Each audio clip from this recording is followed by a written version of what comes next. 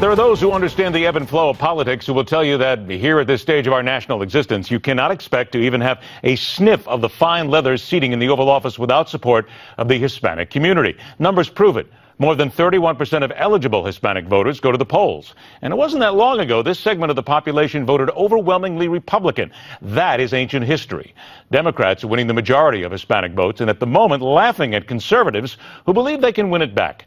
The comments of one Donald Trump have certainly not helped matters. But interesting to note that the GOP candidate with a distinct Hispanic background is not a favorite of these voters.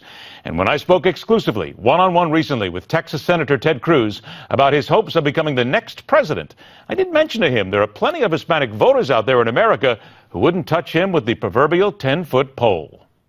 I don't disagree that if you speak to the Democratic activists, they will tell you the Hispanic vote will stay Democrat. But these activists are Democrats first. They're not Hispanics. You know, John Adams famously said, facts are stubborn things. When I ran for Senate in Texas in 2012, I got 40% of the Hispanic vote in the state of Texas. At the exact same time that Mitt Romney was getting clobbered with 27% of the Hispanic vote nationwide. Now, what happens is many of these self-appointed activists, they're partisans. They're alums of the Obama campaign, of the Clinton campaign, and so their primary focus is partisan politics. But listen, let me tell you about the Hispanic community, because I grew up in the Hispanic community. It's who I am. Hispanics, the values in our community are conservative values. Faith, family, patriotism. Do you know that the rate of military enlistment in the Hispanic community is higher than any community in America? Mm-hmm. Hard work, providing for your children, all of those are conservative values. All of those are Hispanic values. The policies of Barack Obama have wreaked devastation in the Hispanic community. They're not working. The Hispanic community is hurting because of it. And you can bring them back. You're positive that you will bring the Hispanics back into the Republican fold. They will follow you. I believe the way we win is we reassemble that old Reagan coalition. We bring together conservatives and evangelicals and libertarians. We bring together young people and Hispanics and women and Reagan Democrats. And you know what I am so encouraged by is the incredible support and enthusiasm we're seeing across the country. Last question. Do your little girls understand what running for the President of the United States actually means? You know, it's interesting. They've grown up. When I was running for Senate, they were little bitty, so they've grown up around campaigns.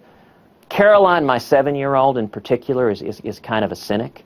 So I'll tell you, about a month into the campaign, Heidi and I came back from the road, and Caroline was sitting at the breakfast table, and she kind of crossed her arms. She said, "Okay, Daddy, how many states have you won?" What did you tell her?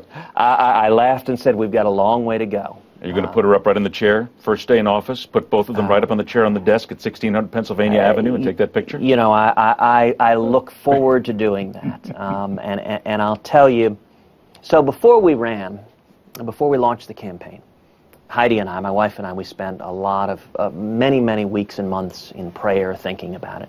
And we sat down with the girls. We wanted to talk through with them because it's a big sacrifice on their part. It is really hard for them. With Mommy and Daddy being on the road as much as we are, we're away.